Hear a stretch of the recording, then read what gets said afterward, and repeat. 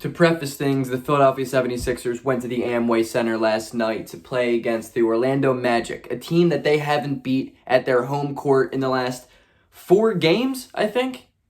For some reason, the Orlando Magic turned into the Harlem Globetrotters when Philadelphia comes into town, and Philadelphia, from the opening tip, had the best game in their season without question.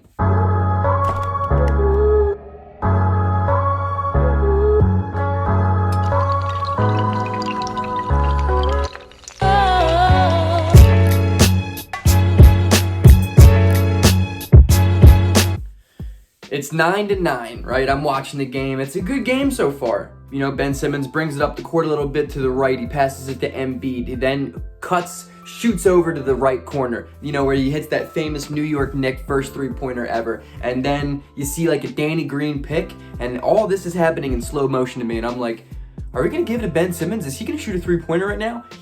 Embiid tosses it over to Simmons. Simmons catches, fires, no hesitation, good footwork. The shot looks clean.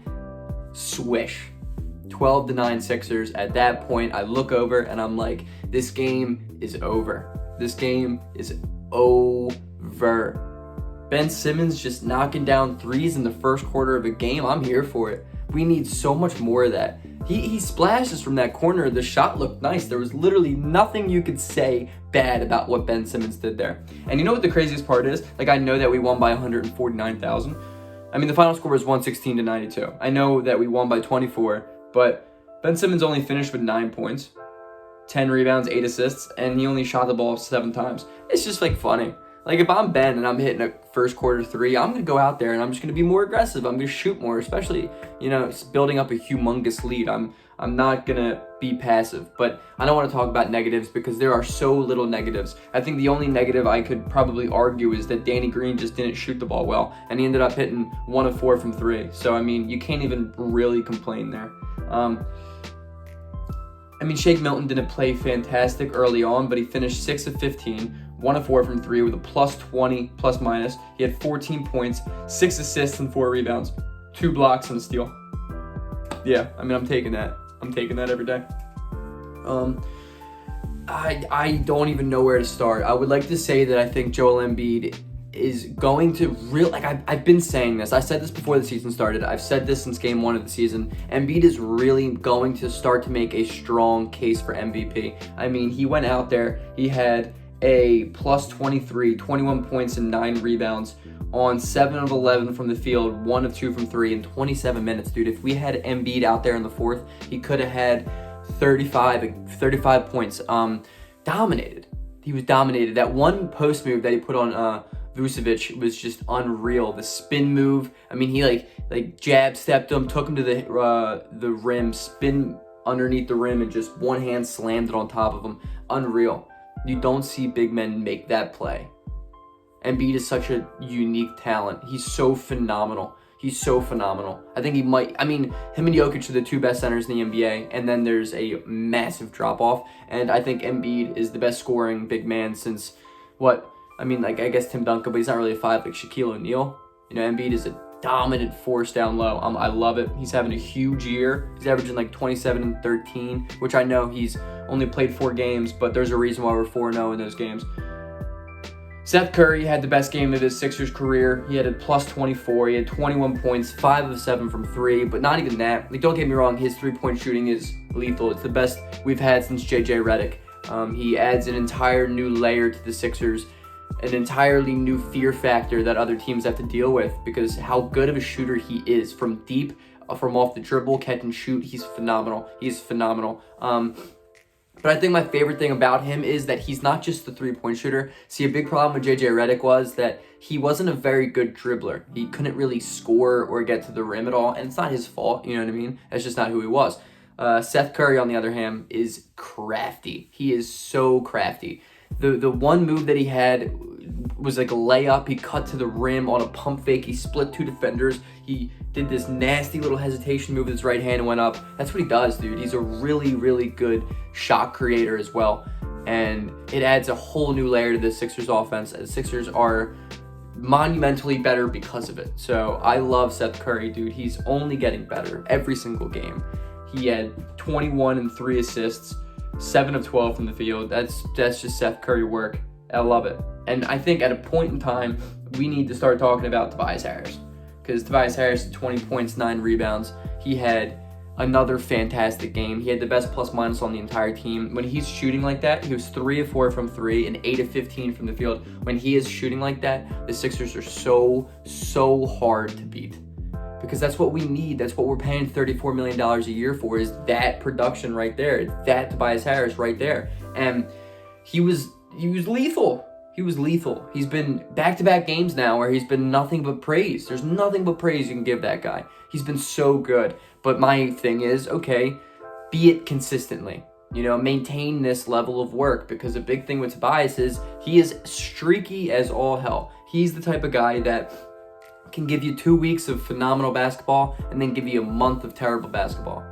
He needs to find at least a happy medium where he can just be at consistently. We need him to be consistent. He's so streaky, and we need him to be this Tobias Harris. This is the $34 million Tobias Harris that we paid for. Be this. Hopefully Doc Rivers knows how to keep him at that level more. I think he is. I think he can do it. Tobias Harris is a good player. He's not quick dribbling. He's not quick, motor skills wise when it comes to making a quick pass. But I think Doc Rivers he said it over and over and over again. He wants to get Tobias Harris back onto that quick decision Tobias that he was in the Clippers. So I'm here for that too. I would also like to say, if Dwight Howard and Ben Simmons both hit a 3-pointer in a game, there's no shot we ever lose, because that's just, lightning doesn't strike twice, and it struck twice last night. So that's unbelievable. What did I say? Seth Curry, I said Ben Simmons. Ben Simmons was good. Defensively, he's so incredible. He's so phenomenally good. That steal that he had right after half court, that he started the fast break, gave it to Shake Milton, and then Shake Milton threw the alley-oop to him. That was just such a phenomenal play. I'm here for that. I love Ben Simmons. And then, 5.5 minutes left in the game. They throw garbage time dudes out. Tyrese Maxey looked good.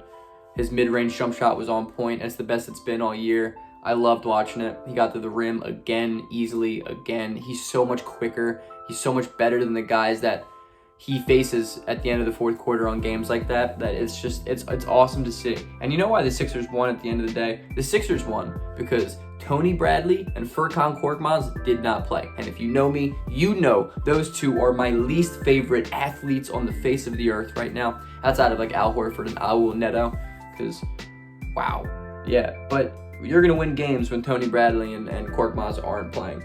No wonder our defense was so good. Another thing is, it's important to say Matisse Thybulle played fantastic. He had 18 minutes, 3 of 5 from the field. He went 2 of 4 from 3. He had, 9 points? 9 points? Dude, 9 points, 4 rebounds. He had a great game. He had an awesome block on Cole Anthony that he kind of got beat, and then his length just made up for it and just swatted him. Matisse Thybulle shot the ball the best he's done. That's the first time he scored all year. Hopefully, he can maintain a decent offensive level, because if he can't be offensively there, there's no room for him on the team. But I think Korkmaz going down obviously gives Thybulle a huge opportunity, and I love watching that kid thrive, because everyone on the team likes him. Everyone goes nuts when he scores, and he definitely just had this monkey on his back, this whole year, last 4 games, just thinking wow, I haven't scored yet, I'm losing my time, blah, blah, blah. Korkmaz going out was the best thing for him. It just kind of gave him a solidified role, and he's made the most of it. He had made the most of it last night, and that's awesome. He deserves it, man. He really deserves it. So hopefully he can continue being there, And for the Magic, the Magic were 4-0, right? And they're playing home. Granted, their strength of schedule has not been great thus far, but it's good to see. That's the type of game that the Sixers lose. Like that Cavs game. That's the type of game that the Sixers lose. So I'm glad that Philadelphia came in and just went, throat on the or foot on the neck the whole time and just dominated. It was really nice to see. The Magic suck. There's no way this team makes the playoffs. I don't see how they do. They're terrible. Aaron Gordon sucks. He's not good. Markelle Fultz sucks. He's not good. He can't shoot. He can't play defense. Evan Fournier is good, and they lost him after 8 minutes. So you're not going to win games when your best scorer is on the bench. Terrence Ross didn't play. I just thought of that. I mean, Michael Carter-Williams is terrible. Terrible. Cole Anthony's good, but he's a volume scorer. Who else? You know what I mean? What do they have? Dwayne Bacon? I mean, cool. He's a good 8th man, but he shouldn't be starting on a team. Vucevic is the only dude that is any bit talented. Vucevic is good. Vucevic got his. That's one thing about him is he'll, regardless of the score, he's going to get his. I think he's a really good sleeper trade piece. If Orlando doesn't do well, they should trade him. And I think Brooklyn would be the perfect spot for him. Perfect. Or Boston. But I don't think that'll happen. I think they're going to hold on to him. He's a great player, though. He had 19 and 10. So, I mean, I'm here for it. It's a great game. I didn't get to watch my 2 least favorite Sixers the whole time, which makes me happy, regardless of win or loss. I didn't have to watch Korkmaz or Tony Bradley play. So, hell yeah. Sixers, great win. Great way to end a 2020. Let's get after it against Charlotte tomorrow. Bring in LaMelo. Watch Ben Simmons shut him down.